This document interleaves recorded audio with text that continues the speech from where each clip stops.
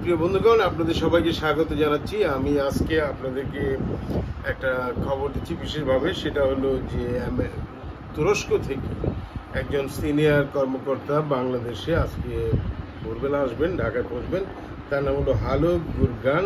এই তুরস্কের প্রতিরক্ষা শিল্প সংস্থার প্রধান এবং উনি বাংলাদেশের সামরিক সহযোগিতা, বিশেষ করে তুরস্কের সাথে বাংলাদেশের সামরিক সহযোগিতা দিনের পর দিন বেড়েই চলেছে এবং বিশেষ করে তুরস্কের 2022 সালে মানে তুরস্কের সমরাস্ত্র কিংবা সামরিক সরঞ্জাম বিক্রির দিক থেকে মানে ক্রেতা, এক নম্বর ক্রেতা ছিল বাংলাদেশ। তো সেটাই ক্রমবর্ধমান হারে বাড়ছে। তুরস্ক থেকে বাংলাদেশ ড্রোন ক্রয় করেছে, আরও অনেক সমরাস্ত্র ক্রয় করেছে এবং এইবার মিস্টার হালক গরগান একদিনের সফরে আসছেন। আজকে সারাদিনে তিনি বাংলাদেশের সেনাবাহিনী প্রধান, বাংলাদেশের নৌবাহিনী প্রধান, বিমান বাহিনী প্রধান ওনাদের সঙ্গে পৃথক বৈঠক করবেন এবং এই সমস্ত বৈঠকগুলি অত্যন্ত সাবস্টেন্সিভ হবে এবং উনি সৌজন্যমূলক সাক্ষাৎ করবেন বাংলাদেশের প্রধান উপদেষ্টা অন্তর্বর্তী সরকারের ডক্টর মোহাম্মদ ইউনূসের সঙ্গে এবং তারপরেই তুর্কিশ এয়ারলাইন্সে আজকে আসবেন এবং ওই পরের ফ্লাইটে উনি ফিরে যাবেন। সুতরাং একদিনের সফর বলা যায়। তো এইসব দিক থেকে আমি বলতে পারি যে এটা অত্যন্ত তাৎপর্যপূর্ণ, স্ট্র্যাটেজিক দিক থেকে খুবই তাৎপর্যপূর্ণ সফর।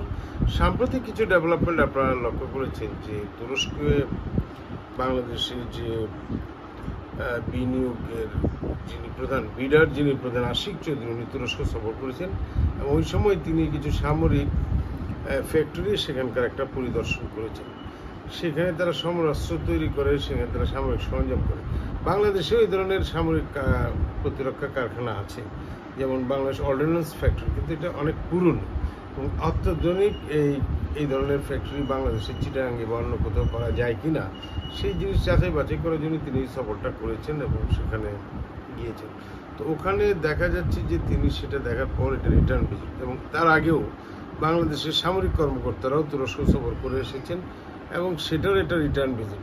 এই সমস্ত জায়গায় হয়তো সামরিক ক্রয় যেগুলি হয় সেগুলি সাধারণত গোপনীয় থাকে, সুতরাং আমরা ডিটেলসটা আমরা এখনই জানতে পারবো না, হয়তো পর্যায়ক্রমে জানতে পারবো। আর যেহেতু প্রতিরক্ষার সামরিক শিল্প কারখানা স্থাপনের বিষয়টা এখানে আলোচনার মধ্যে আসতে পারে, এই কারণে যেহেতু উনি আমাদের যিনি বিনিয়োগ প্রধান আশিক চৌধুরী, তিনি এই সফরটা করেছেন, সেখানে তিনি পরিদর্শন করেছেন। এছাড়া বাংলাদেশের পররাষ্ট্র উপদেষ্টা মোহাম্মদ তৌহিদ হোসেন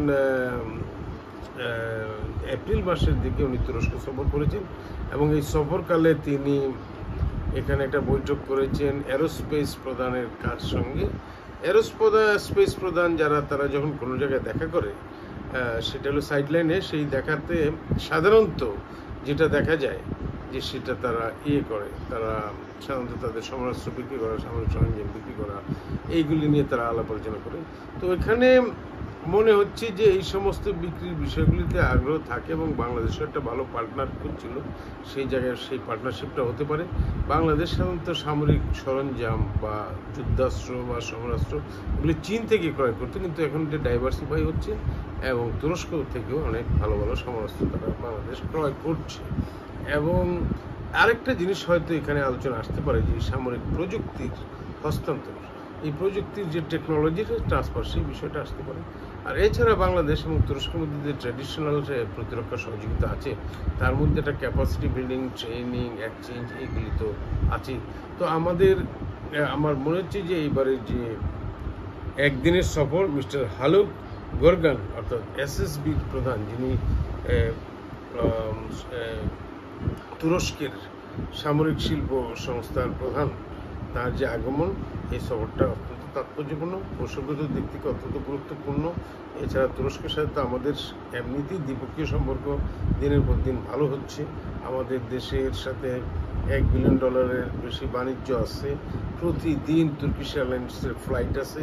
আমাদের রোহিঙ্গাদের জন্য এরদোগানের সরকার সহযোগিতা করে থাকেন এবং সব দিক থেকে একটা ইসলামিক কান্ট্রি, মুসলিম কান্ট্রি হিসেবে দুই দেশের মধ্যে যথেষ্ট সৌহার্দ্য, যথেষ্ট সহযোগিতার সম্পর্ক আছে এবং এই সহযোগিতার সম্পর্কটা হয়তো সামরিক এবং প্রতিরক্ষা খাতে সহায়তা বৃদ্ধির মাধ্যমে সেটা আরও পরিপূর্ণতা লাভ করবে।